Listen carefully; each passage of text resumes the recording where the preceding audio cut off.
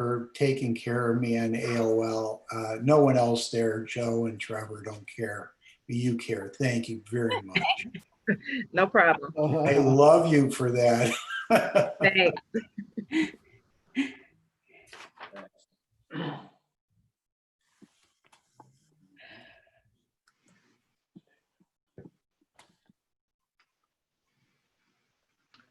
Okay, Chantel, we're ready whenever you are. All right. Good morning. Today is June 16th, and I'd like to call to order the Human Resources Appointment and Equity Committee. Council Clerk, will you please call the roll? Calling the roll, Ms. Brown. Here. Mr. Gallagher. Here. Mr. Jones. Here. Mr. Miller. Here. Ms. Conwell. Here. We have a quorum. Also like the record to reflect that Councilwoman Simon is also in attendance. All right, thank you for joining us. I would ask, do we have any public comments? No, Madam Chair, no one submitted any public comment. All right, so then that's the case. I will make a motion to approve the minutes from the May 19th meeting. Do I have a second? Second. It's been moved and seconded by Miller. All in favor, please say aye. Aye. Aye. All right. Any opposed? If there's no opposed, then we'll move on to matters referred to the committee. If you'll read the first item into the record, please.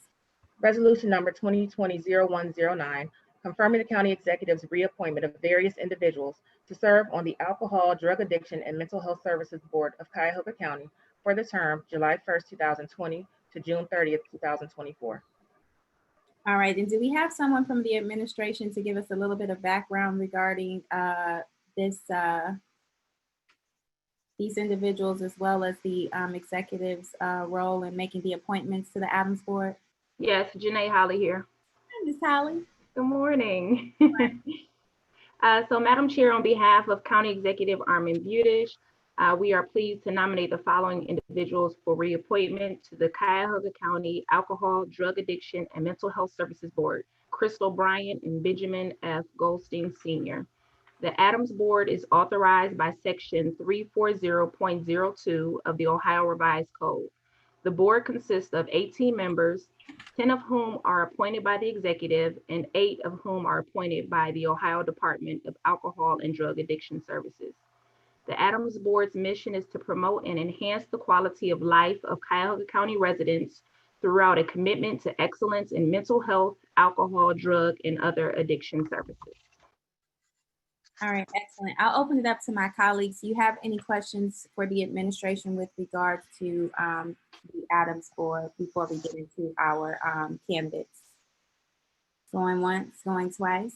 All right, looks like we have no questions. So our first candidate is Miss Crystal Bryant. Is Miss Crystal Bryant present today?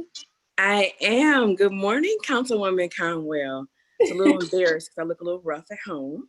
So good morning, members of the Human Resources and Equity Committee. Thank you all for allowing me to come before you this morning. I have so much respect for you all that you are the only group that slightly makes me nervous before I speak. No need to be nervous, relax.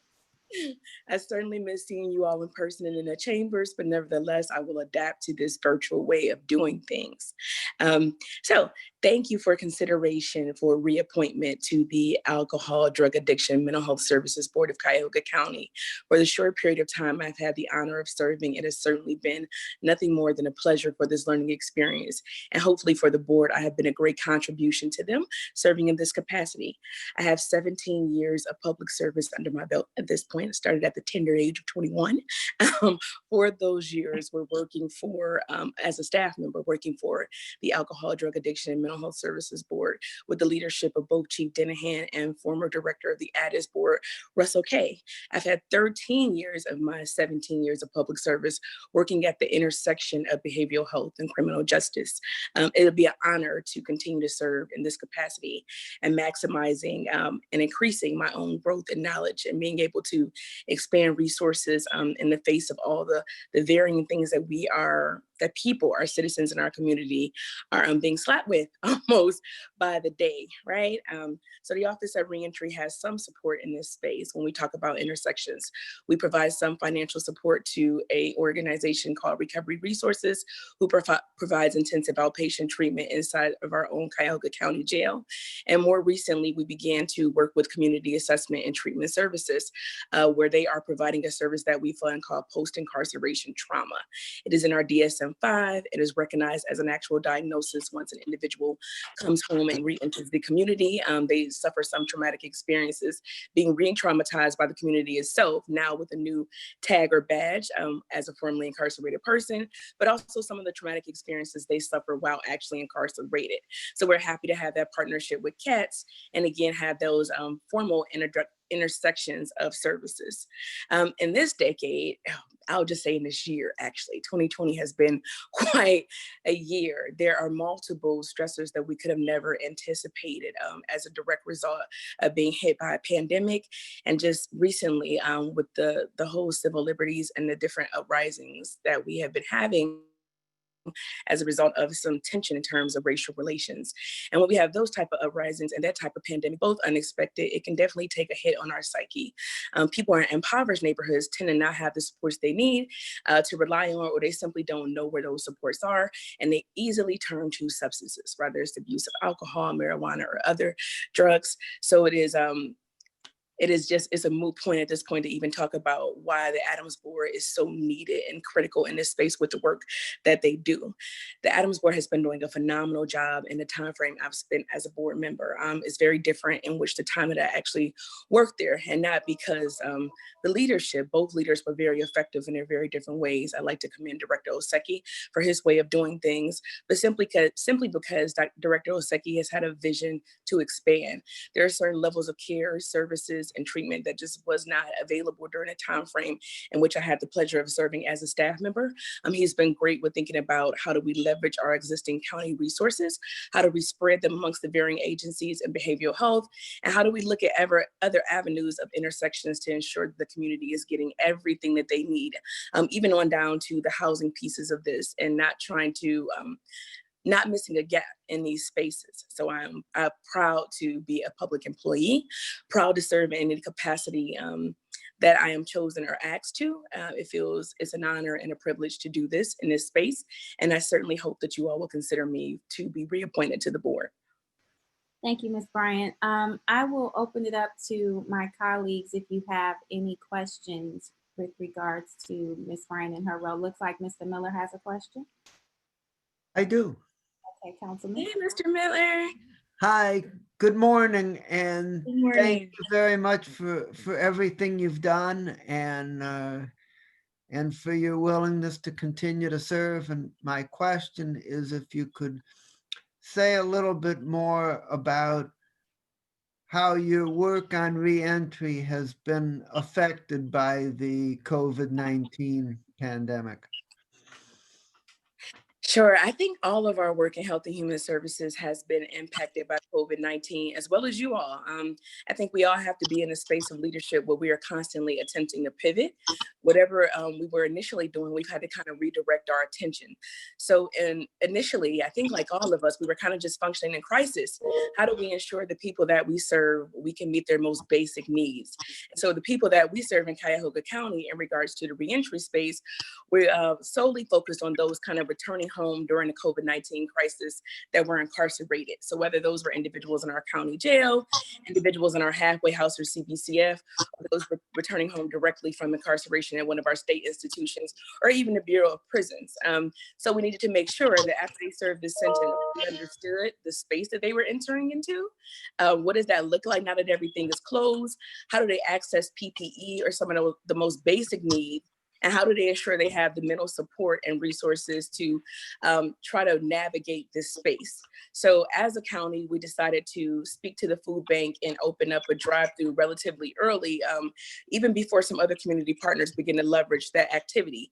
It is not as highly publicized because we don't have the resources to serve a mass amount of people. We really wanted to focus on those just entering the community from incarceration during this time frame, and two, some of our providers began to kind of open back up. So that was one way we kind of activated and pivoted during the COVID crisis.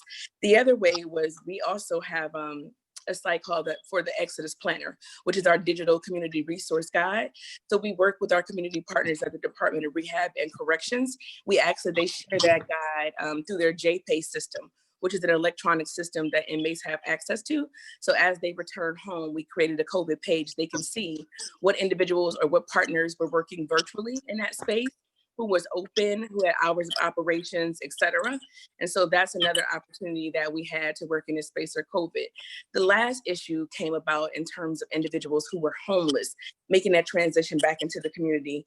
So I would be remiss to say there were quite a few challenges with people returning home from specifically our state institution that were homeless, but we have great community partners, great leadership in Health and Human Services.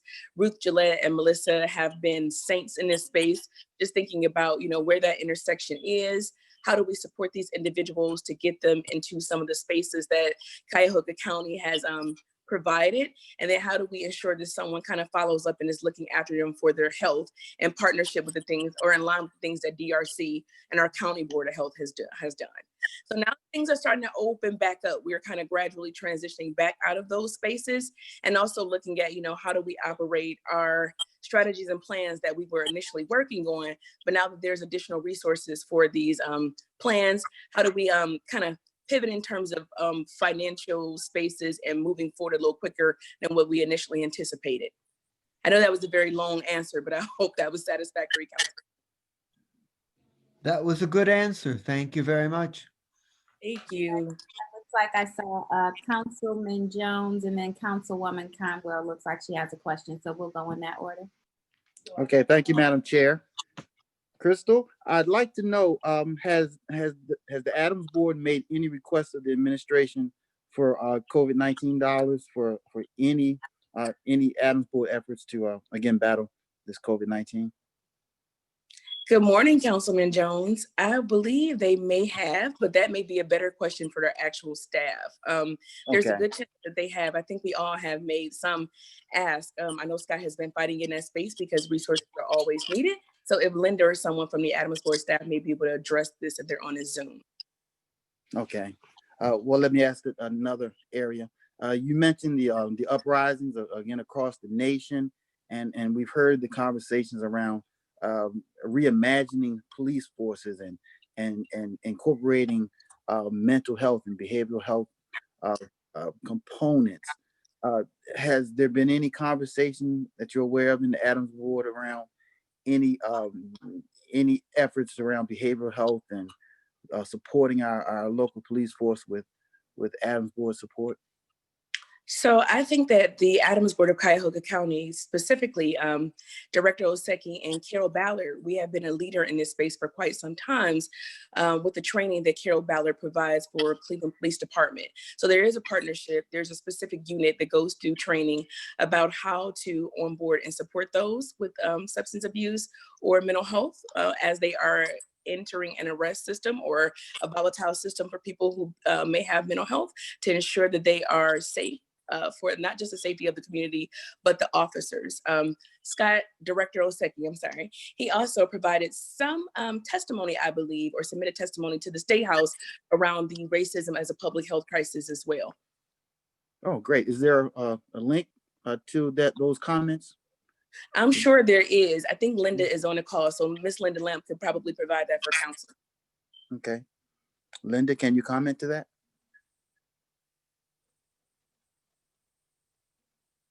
I'm sorry. I can inquire with Chief Oseki as to if he can provide that link.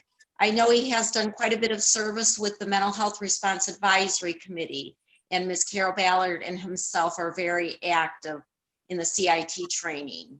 But I can forward that request to Mr. Oseki and see if he can provide that link to you. I appreciate it. All right, thank you, Madam Chair. All right, thank you.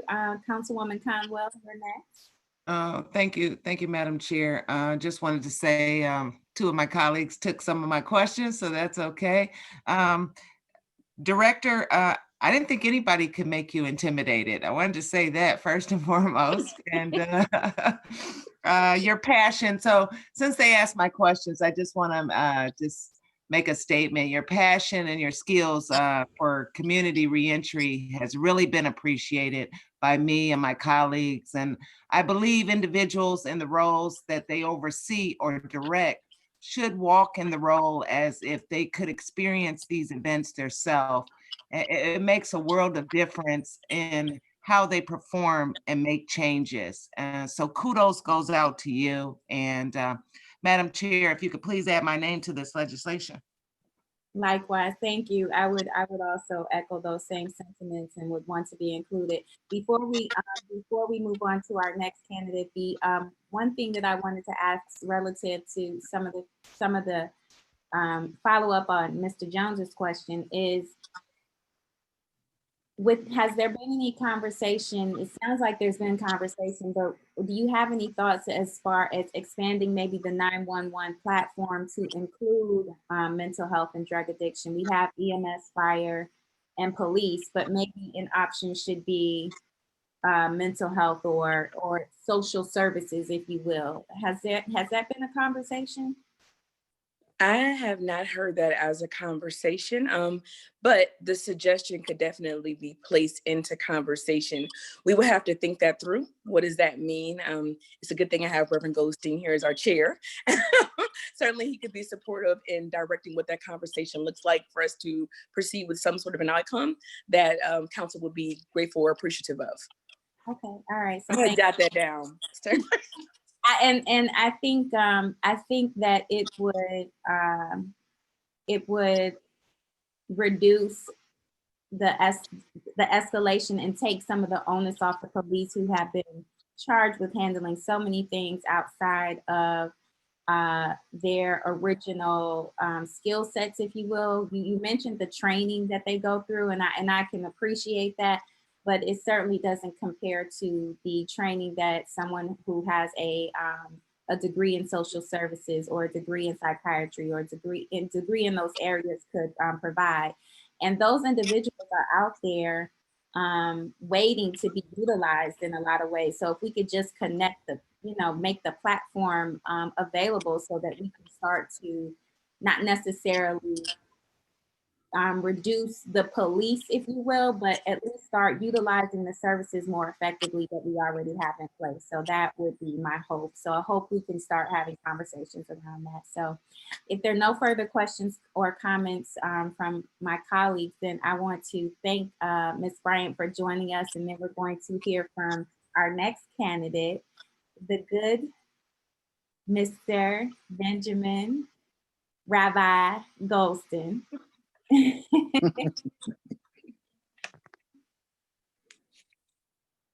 Good morning, everyone. Good morning, sir. It's good to be with you, even if it's virtual. Just to answer a quick question real quick, I have served on the MRAC committee since its inception, and part of the recommendations we made in terms of policy, there is a 911 number for mental health and chemical abuse, and special dispatchers proposed in that proposal that we submitted to the Department of Justice, along with the training of the CIT officers, not only in Cleveland, but in Cuyahoga County also. Again, I'm Ben Golston. I've served on the Adams Board. I'm in my 18th year, either the Mental Health Board, the Adams Board, and the Adams Board. I currently serve as board president for these last 2 years. Prior to that, I was chief drug counselor for Friendly End, a drug abuse program under the umbrella of CAAA. And I pastor the Heritage Community Baptist Church. And I'm also the chief executive officer of the Ministerial Crisis Center, which provides domestic violence, anger management, and marriage counseling. Also, I'm the co-founder and past president of the board of the Hunger Network of Greater Cleveland, along with having served on the MRAC committee. I have enjoyed my work. I don't believe it to be work. It's a ministry or an assignment, and serving the people of Cuyahoga County has brought me great joy. Okay, so are there any questions from the committee for Mr. Goldston? All right, I think it sounds like your reputation and character and hard work precedes you. We have gotten to know you well over the years and really appreciate the work that you do. As you refer to it, it's not work, it is a ministry. It is something that is part of your calling, I would say. So we are grateful for your willingness to continue to serve in this capacity. And as my colleague, Councilwoman Conwell requested, I would also like my name added to this resolution if I haven't already made that clear, and if there's no further discussion. And Madam Chair, I'd like to have my name added as well. I just echo all of your sentiments. We know Reverend Goldston, we know his reputation, we know the good work he's done, and I don't have any questions other than just high praise for all that he's done. And we look forward to his continued work and commitment through these difficult times that none of us have ever seen before. So again, I just look forward to supporting, casting my vote, and working with you over these coming years. So my only question. Madam Chair. Yep, Madam Chair. Councilwoman Conwell. I do have a question for Reverend Goldstein. Reverend, if you could share with the committee any thoughts or direction that you plan on moving in light of COVID-19, just from your perspective as a chair. Do you see anything that is needed from the Adams Board in that light? Thank you, Mrs. Conwell. Chief Oseki and myself have been in conversation about the anticipated escalation, if you will, of people finding themselves in crisis, and how do we meet the needs of those people under our current budget and structure.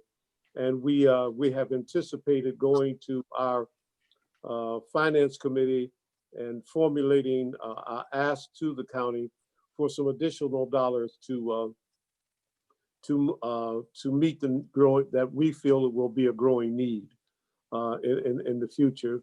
We feel that many people will be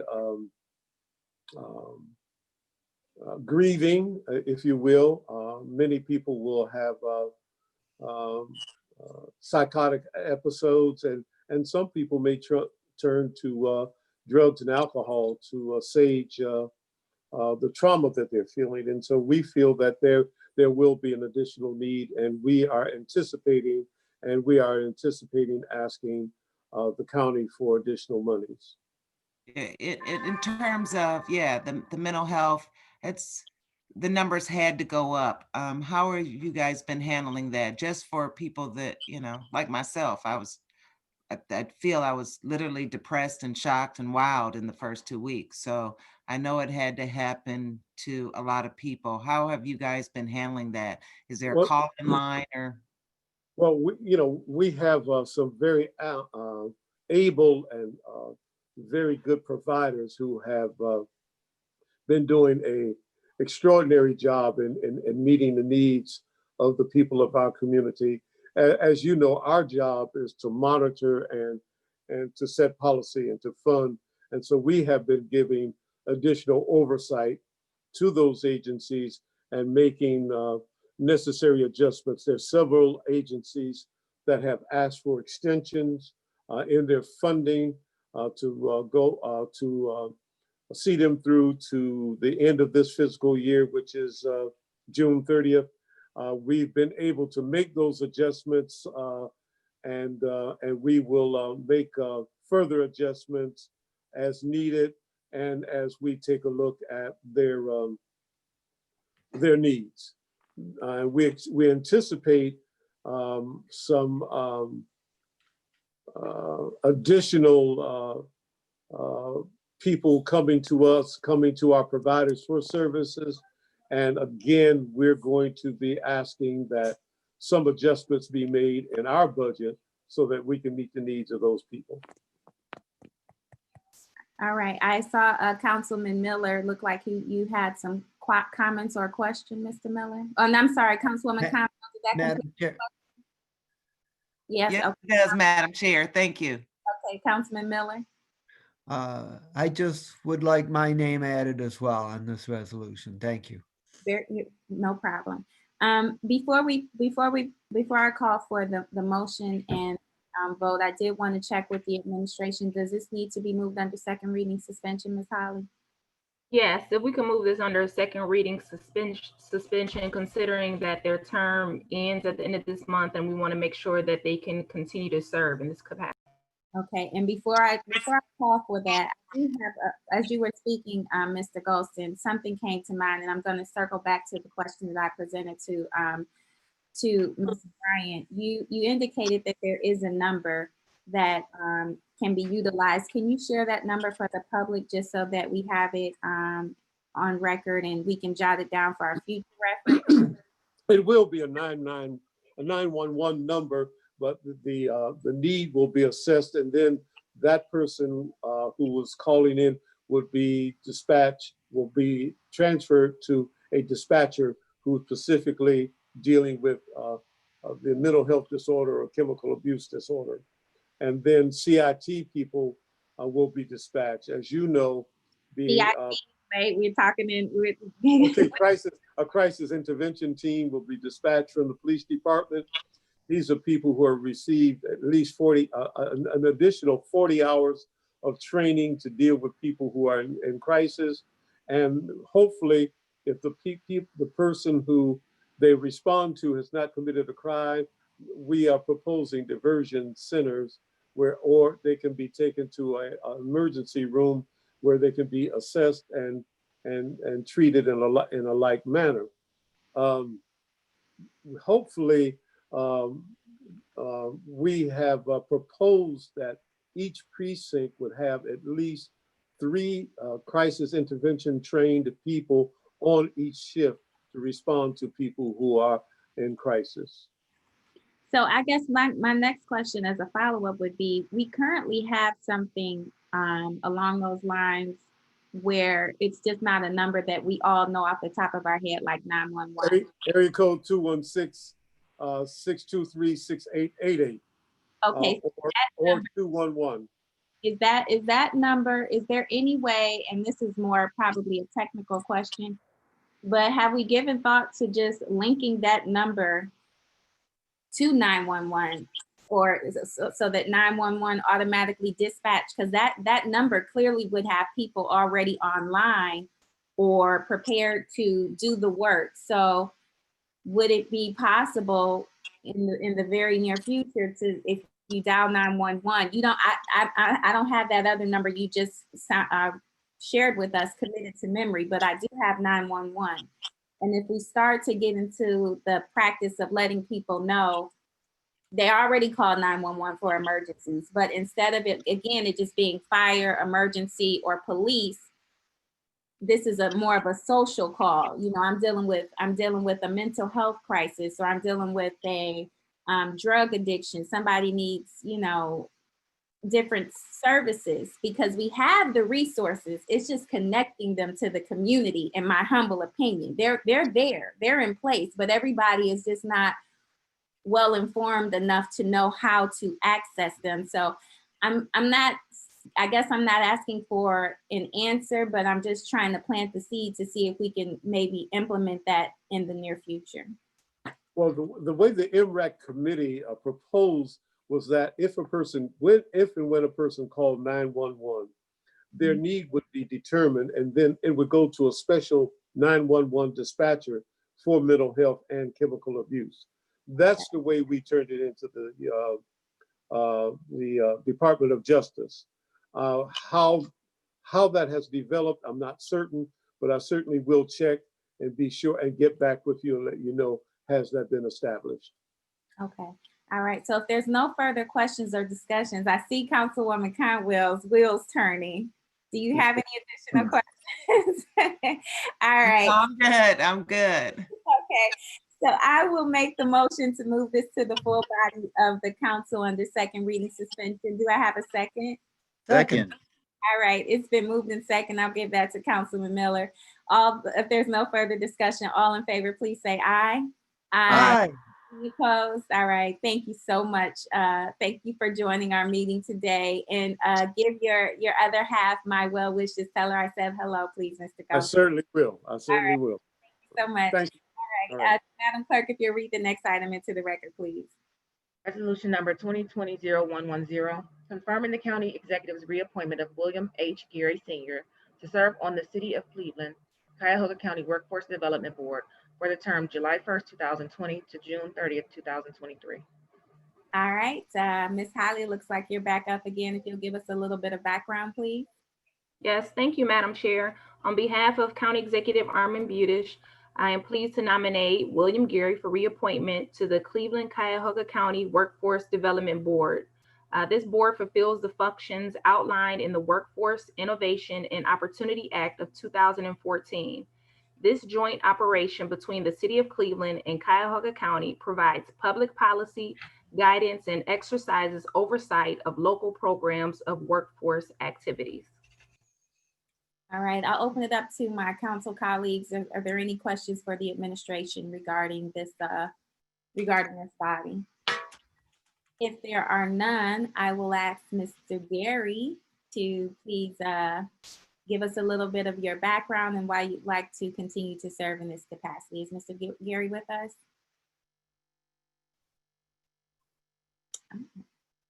Maybe not. Ms. Holly, do you have any representatives from Workforce Development present that can speak on Mr. Geary's behalf, perhaps? We currently don't have a letter. I'm not sure if anyone from Workforce Development was able to join. I know Mr. Geary said that he would be available. All right, Mr. For Geary, the Zoom. we're going to give him the benefit of the doubt, and maybe he's having some technical difficulties. So we'll hold on to this item. If someone from the administration or that has access to Mr. Geary can try to see if he might be available before we bring this meeting to a close, I'm going to hold that item for now and ask for the council clerk to read the next item into the record, please.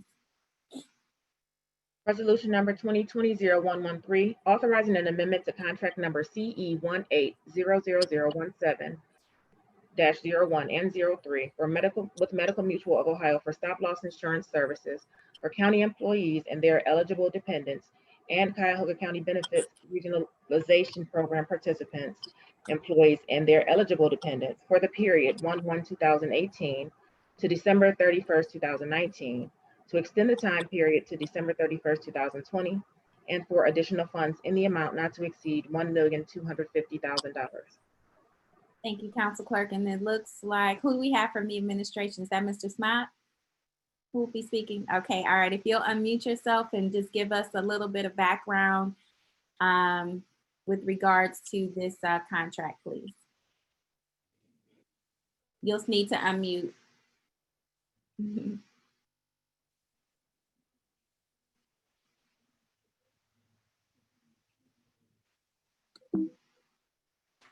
There you go. But I still can't hear him. Is it just me? Okay, Mr. Schmack, we still can't hear you. How's this, Madam Chair? Great, now we can hear you. Thank you so much. Very good. Okay. Very good, thank you. I have no technical assistance here. I appreciate it very much. Thank you. Good morning, Madam Chair and members. Pat Smock on behalf of the Department of Human Resources. This is the annual stop-loss insurance request. We're at a slight disadvantage this morning due to the vacancy we have in our Director of Benefits and Comp position. However, we're pleased to be joined by two subject matter experts via Zoom, and they are Kelsey Finnegan from Oswald Companies and her colleague Susie Harmon. There's no change this year to the anticipated cost of stop-loss insurance, no change to the threshold as well. They're identical to 2019. We do apologize for the late consideration. We normally bring this forward in the spring. We've had some staff turnover in the department as well as the HR challenges presented by this unique year we're having in 2020. I'm happy to answer any process questions that the members have, and I'll defer any insurance-related questions to our consultants from Oswald, and we appreciate the committee's consideration of this request. All right, thank you very much. Did we have conversation? Did you have conversation with Mr. Drucker relative to this contract? I have had a conversation. Mr. Drucker is viewing us, but not participating in the conversation this morning. But yes, we have had conversation. Okay, and then I just I know that I have Councilman Miller. Councilman Miller, was this the legislation we went over with Holly before she departed with us, before she moved on to her new position? Yes, that is correct. Shortly before she left, we received a briefing on what is now this legislation. Okay, and so you were a part of that discussion. So I'm going to come to you because I know that you were involved in the discussion. Do you have any questions, concerns, or comments relative to this item? I support the position that the administration is taking. I think it's reasonable, and I do have one question that I wanted to ask, which is whether the county is seeing any change in its healthcare experience in terms of healthcare costs related to COVID-19. Does COVID-19 result in large medical bills, or are the costs not at the level that we're talking about when we talk about stop loss? Councilman, unfortunately, that's not my area of expertise. I do have some experience with it, but I'm going to defer to the folks from Oswald if I could, if they join us and answer the first part of the question, and I'll add anything that might be missing. Sure, this is Susie Harmon from Oswald. Unfortunately, the diagnosis codes for COVID-19, as far as data is concerned, didn't go into play until April 1st. And even then, some of the healthcare systems had a bit of a learning curve in using those codes. Also, with the nature of medical claims being on a bit of a lag, you go see the doctor in January, your claim might not come through the system till February or March. We're in a little bit of a delay sitting here in mid-June. So we don't have any cases in our data at this point in time.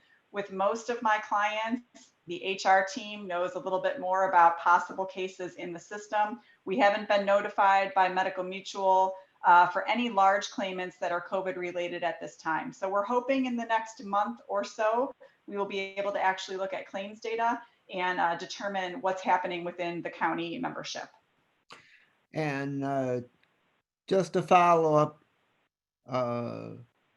do you have any information as to how well we're doing so far in 2020 regarding large medical claims generally?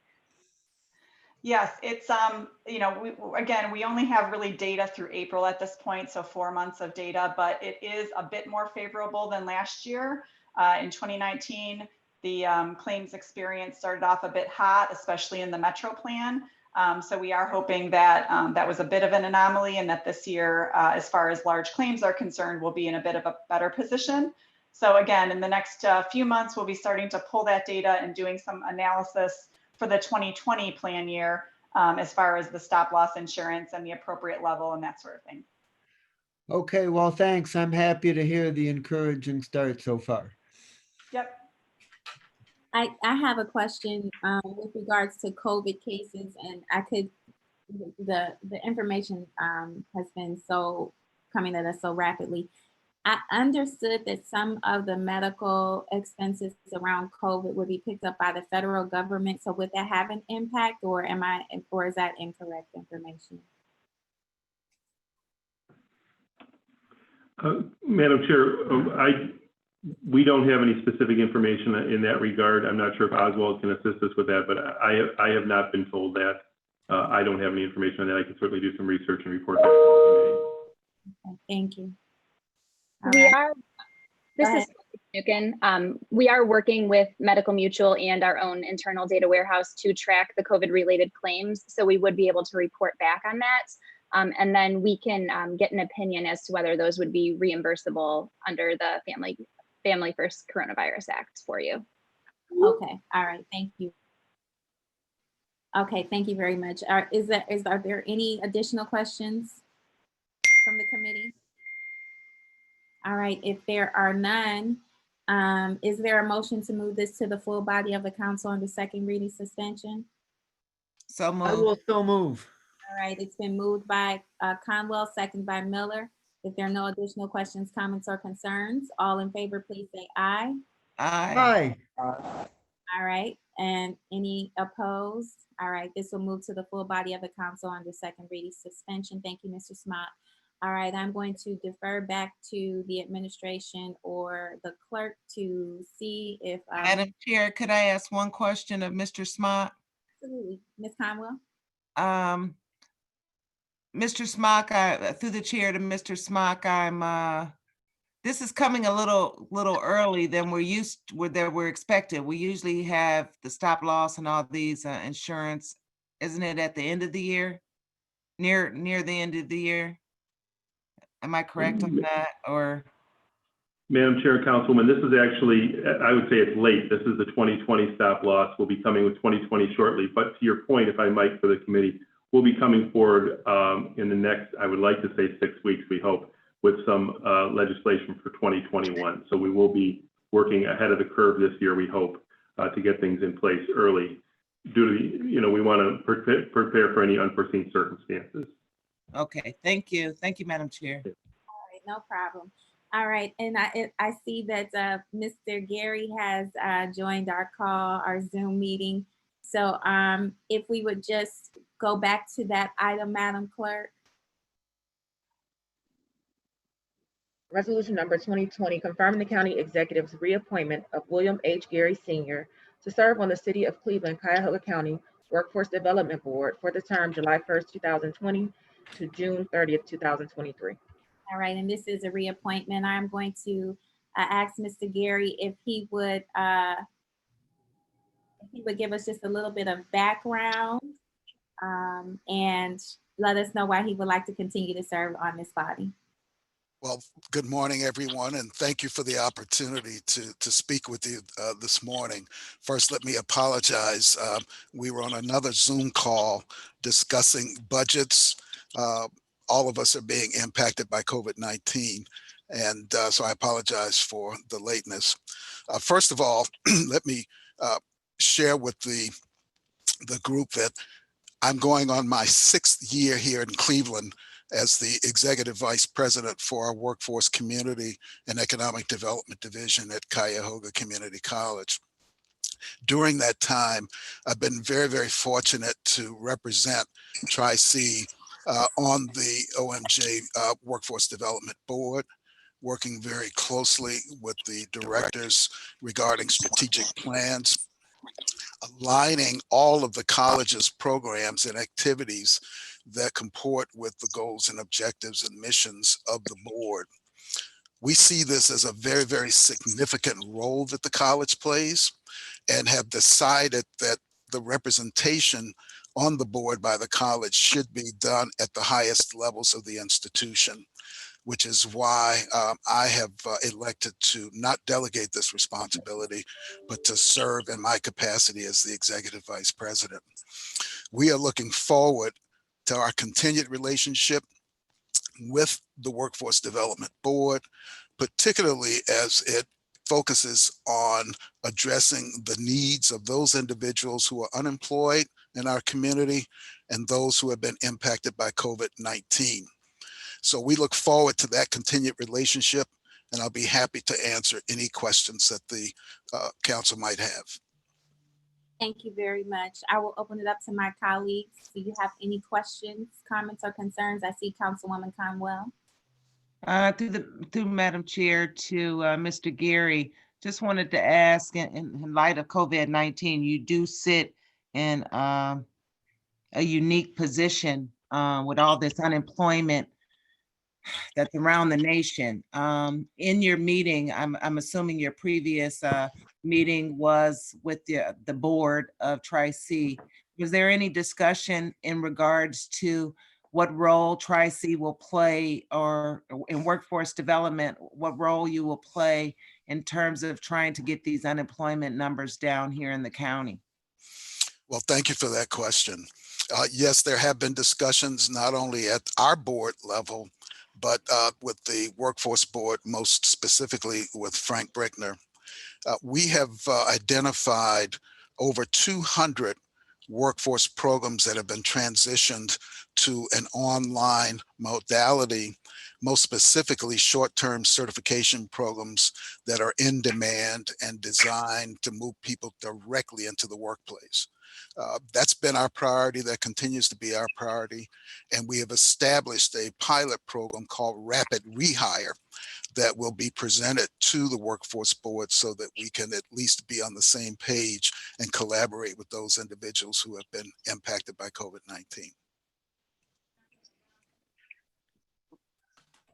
Sorry, Madam Chair, I mute in between. Takes me a minute. Could you expound a little bit on Rapid Rehire? That sounds great.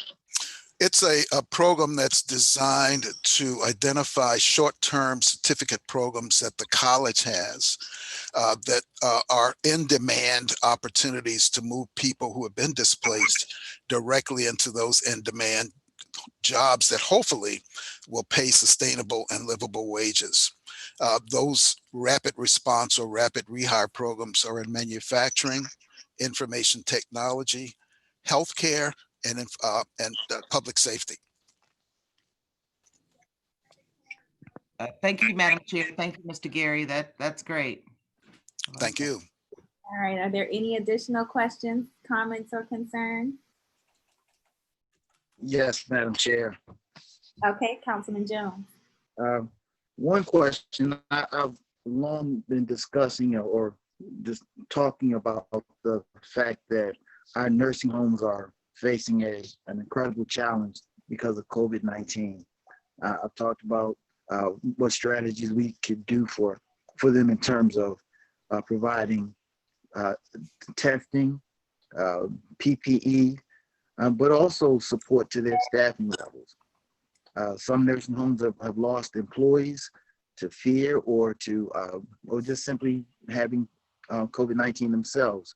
Mm-hmm. And I believe some nursing homes need additional support. Has there been any discussions in your arena around how they could be supported even externally and getting additional staffing support? Have you had any conversations like that in that area? Well, Councilman, thank you for that question. In answer to your question, absolutely. Our healthcare solutions workforce unit addresses those particular issues through our state testing nursing assistance program, or STNA, our community health worker program, targeting not only just the hospitals, but the nursing homes. One of the challenges that we had while COVID was thrust upon us, was the temporary suspension of our training due to the face-to-face restrictions. We now have accelerated that program and returned that program to the campus by providing those students with PPE, social distancing, and the opportunity to complete their clinicals and their lab work so that they can move directly into those venues. We've been in contact with nursing homes as well as hospitals. Our only concern at this point is making sure that our students and our faculty are in environments that are safe and healthy. And so we want to make sure that we are on the same page with the social distancing and PPE requirements of the clients that we're serving. You should also know that prior to our return, our healthcare programs were the first programs to be reopened here at the college. So we've been addressing that for the past 3 weeks under a very, very safe and healthy PPE environment here at the college. So I hope that answers or responds to your question. It does. Thank you. Yes, sir. Any further questions, Mr. Jones? No, not this time. Thank you, Madam Okay. Chair. Mr. Gary, it also has occurred to me that the essential workers really are oftentimes people of color and have suffered low wages. Has there been any conversations around any type of parity in that arena? I mean, particularly with COVID-19 on the front line, often called essential, but feel expendable. Can you share your thoughts relative to that? Absolutely. I'm going to get a little philosophical here. Part of the challenge in our workforce arena is identifying not only the in-demand job opportunities, but those opportunities that pay livable and sustainable wages that can help those individuals that we're targeting, most notably in the underserved communities, African-American communities, and Hispanic communities, to move to a different place economically. So we have targeted, to a large extent, programs that will fall into those livable, sustainable wages, using, for an example, a family of 4 with a sustainable wage of $55,000 or more. Some of our job opportunities are created through pathways, where those pathways may essentially start at lower wages, but have the opportunity to accrete to a level of sustainable, livable wages. So those are the opportunities that we are prioritizing. That's a primary discussion, including not just healthcare, but transportation and logistics and our public safety, as well as our information technology programs and our manufacturing programs. Thank you very much.